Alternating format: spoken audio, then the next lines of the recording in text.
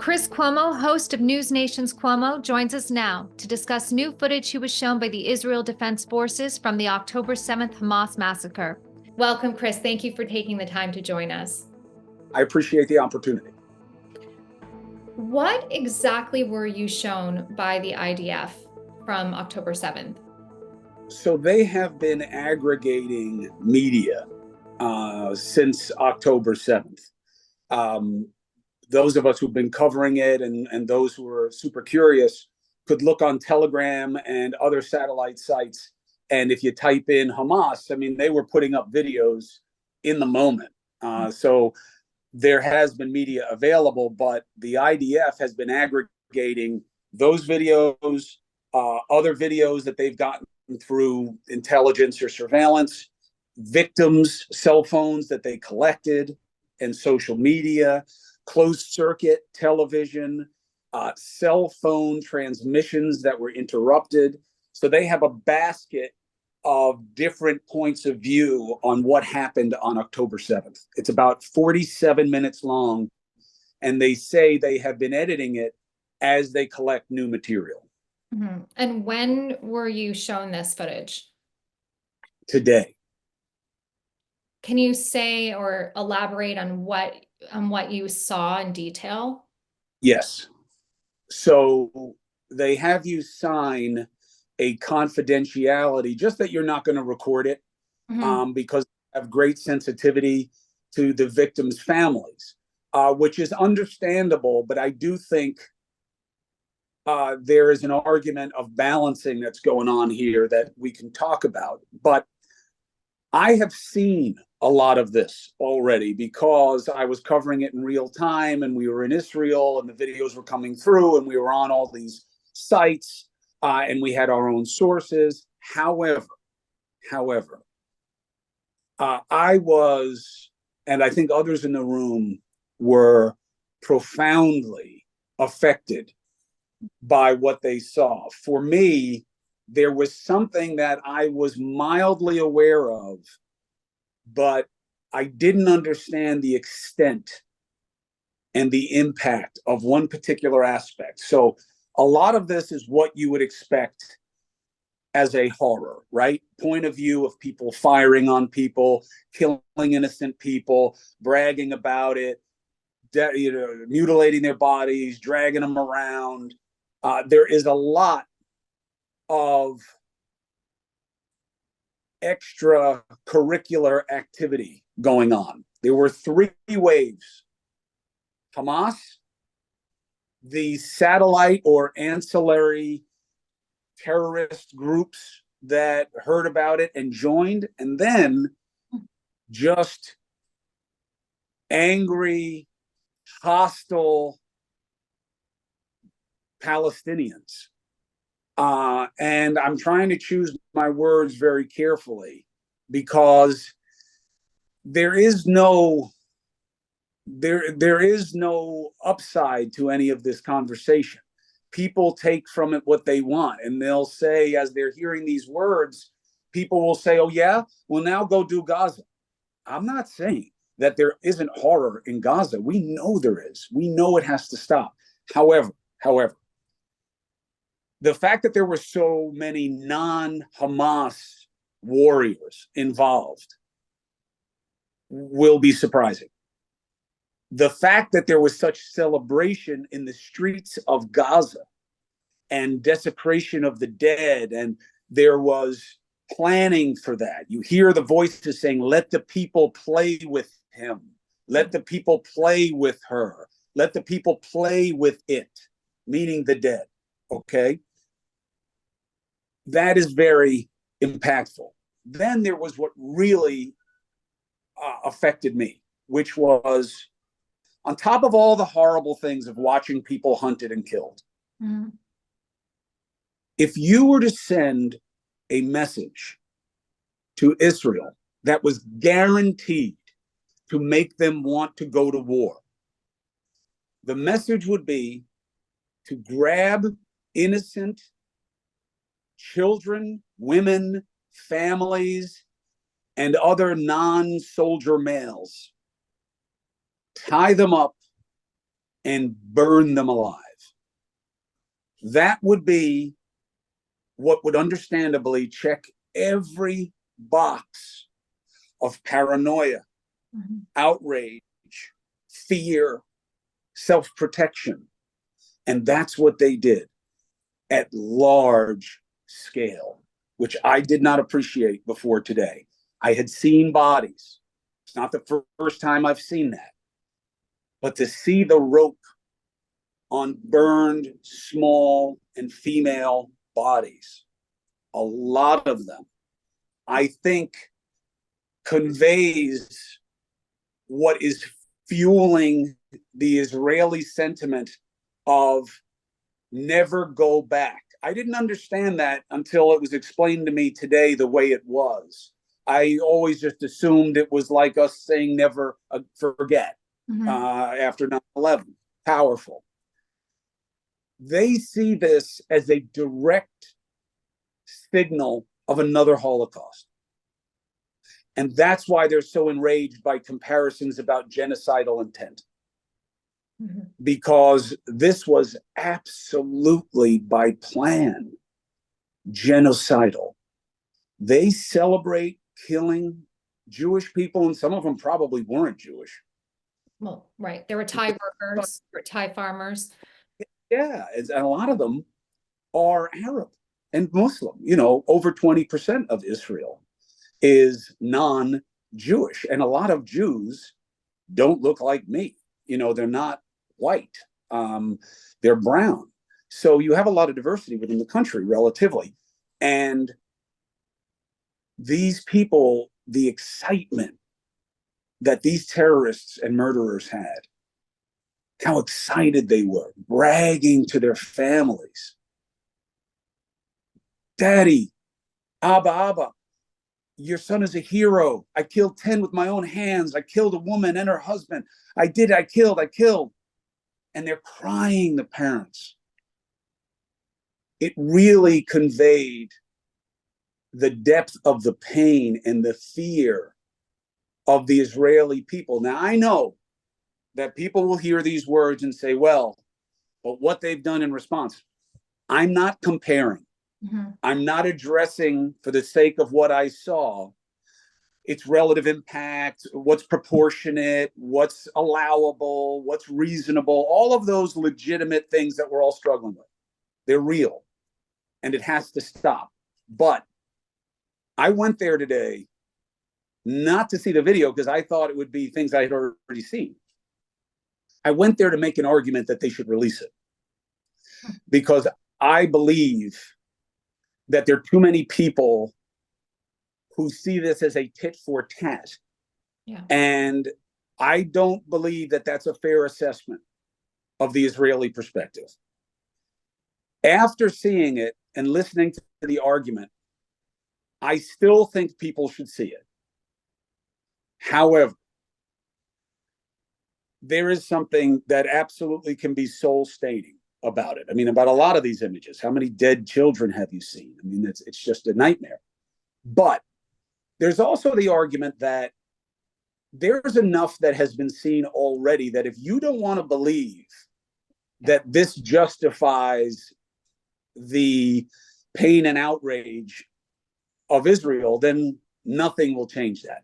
The only thing I'd push back on is if you know anything about the Israeli experience and the Holocaust, it is so obvious.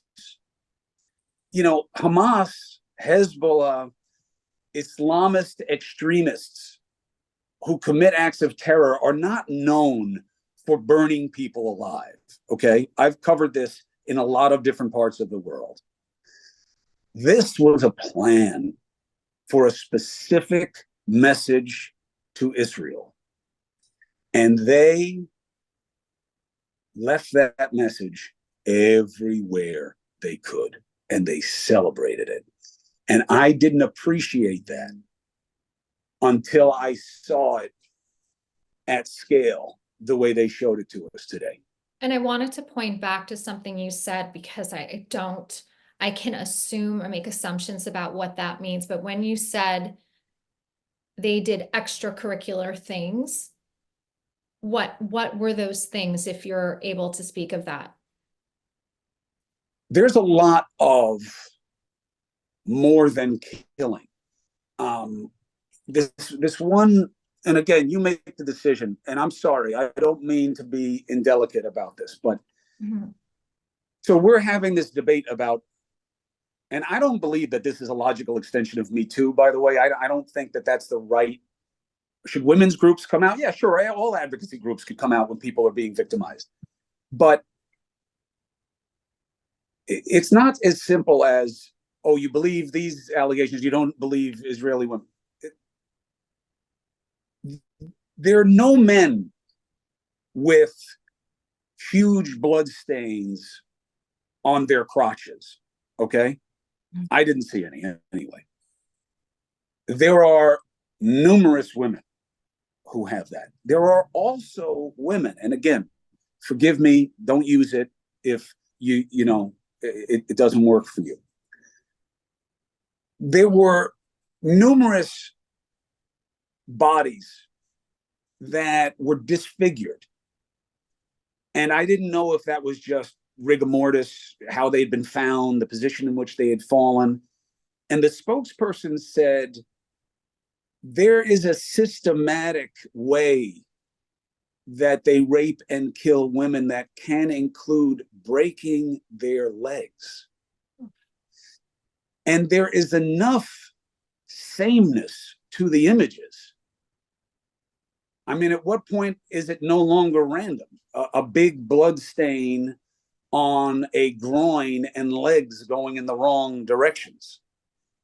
The idea of that, all death is horrible. All killing results in the exact same net effect, right? That a life is lost, if not stolen. But the manner matters in terms of what it promotes in retaliation.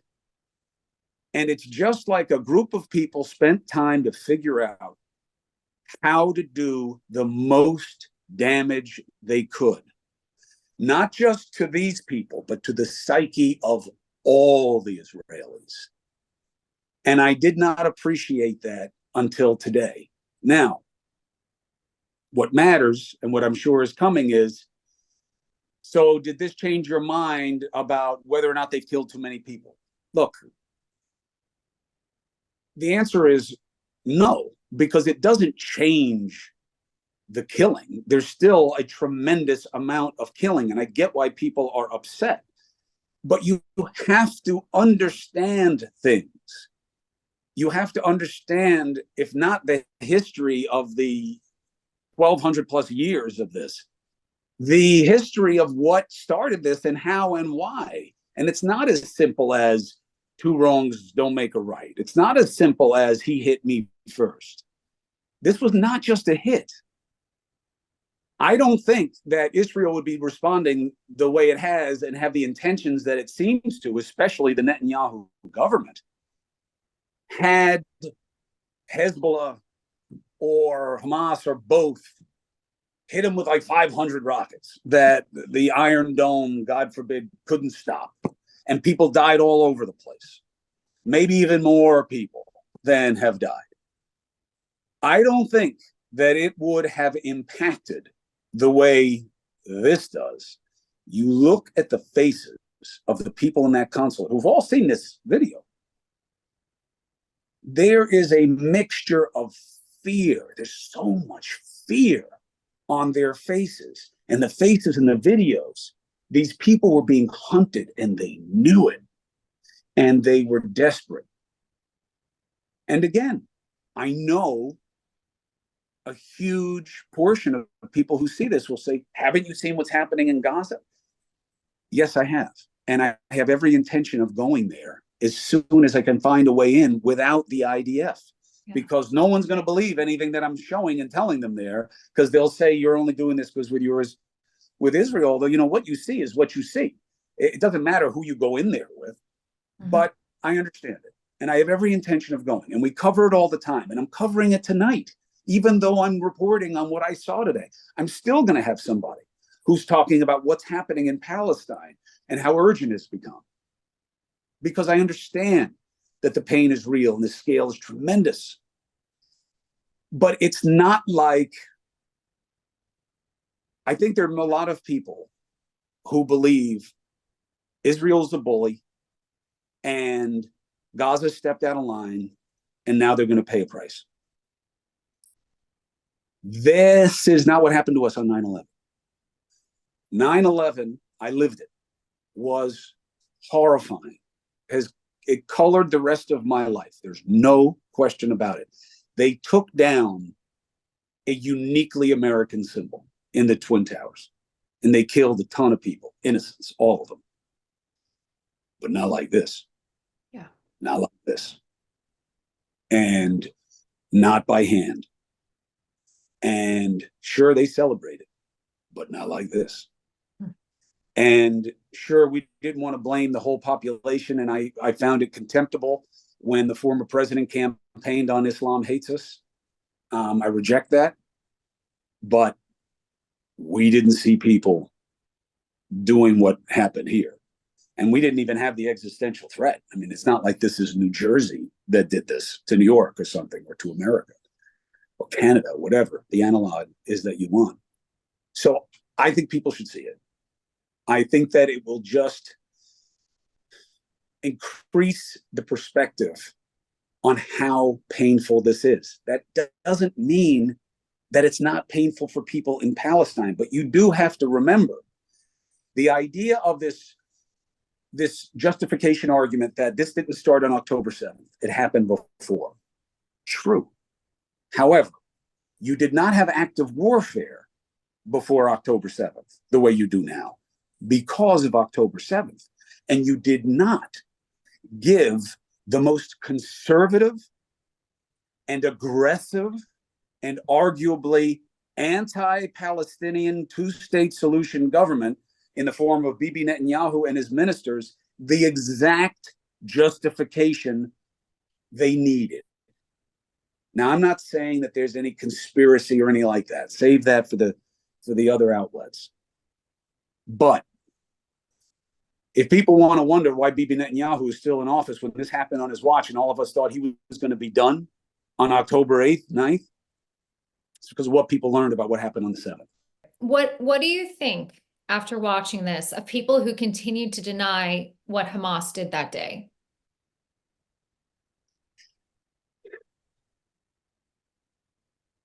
I think that the people who deny it are not worth the time. I think the focus has to be on people who have clear eyes and a pure heart, who want to ask what happens when the act of warfare stops. What happens next? This is a matter of fact, what happened on October 7th. I have absolutely no doubt about that. I saw it myself on the ground. I saw the proof. I dismiss it as I do 9/11 conspiracies and that we didn't land on the moon. It's the same kind of thing. The FBI committed what happened on January 6th. I put it in the same category. It's convenience. It's not compelling. It's not cogent. However, where we need to focus our attention is it's too easy to say ceasefire. Of course, ceasefire. Who wants to see this? There's just people dying all over the place all the time. To what end? That's the point. Ceasefire, and then what? Well, then you negotiate with a terrorist organization who has sworn to do what they did on October 7th again as soon as they can. No sovereign would do that. No sovereign would do that. Forget about America. We don't even negotiate with terrorists, right? That's the fabulous statement, right? So, well, you can't negotiate because they won't keep the negotiation. Oh, okay. Well, we got to set it up for humanitarian. Will they let them get the aid? Oh. Well, yeah, they'll let them get what? Since when? They've been stealing aid for years and years and years. What happens next? And then what if Hamas hits them again, which is only about opportunity and means, not intention, because they've told you they're going to do it. Then what? And the new idea from the Biden administration is, don't keep bombing like this. Go in with commando style raids. Go to the tunnels. And rescue them that way. Okay. That is tantamount to saying, I know that you're doing this to make your people more safe when they go in after the bad guys. And there are bad guys that they're going after. But make yourself less safe. Let more of you die when you go in there more man to man or person to person to try to find these people in urban warfare, in tunnels that they've been planning how to hide and use to advantage for years. You should do it so that less of them die, more of you will die. You should do it that way. We didn't. When urban warfare got trickier than the United States and the Allied forces, the ISAF forces realized, guess what we started to do? I say we, I mean America, but I'm an American. Mm-hmm. They droned the bejesus out of those communities because it was unsafe. It's the same thing now. It's easy to say stop. We all feel that. I want it to stop. Why would I not? How could you not want it to stop? But then what? And when you see what I saw today, you realize why that's such a terrifying proposition for the Israelis. Because they do not feel safe. And I know that that will be confusing to people. How can they not feel safe? Look how they're overpowering them. Yeah, but look what happened to them. And they still are holding their people and just threatened to kill all of them. So it does not give you clarity on what the outcome needs to be. It's not like, I came out of there and said, I'm signing up for Hamas or the IDF or whatever, some kind of allegiance where I'm going to forget my fairness and being a journalist and I want to join it. That's not what I'm saying. I'm saying you don't come out of there saying they're right, they're wrong, let's go. It's that this is way more profound than a lot of people assume. That it's just about numbers. You killed 18,000. They only killed X thousand. So enough. I get it. I get it. You don't have to agree with it. You don't have to feel the same way. How could I? But if I, God forbid, if someone were going to design the most menacing, frightening,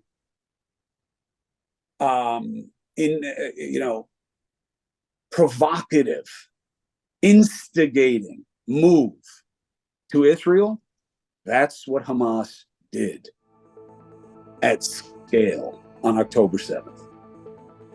You tie up innocent Jewish kids, women, and non-combatants and light them on fire and celebrate it. You're triggering every darkest fear of the past, present, and future. Thank you. And I get it.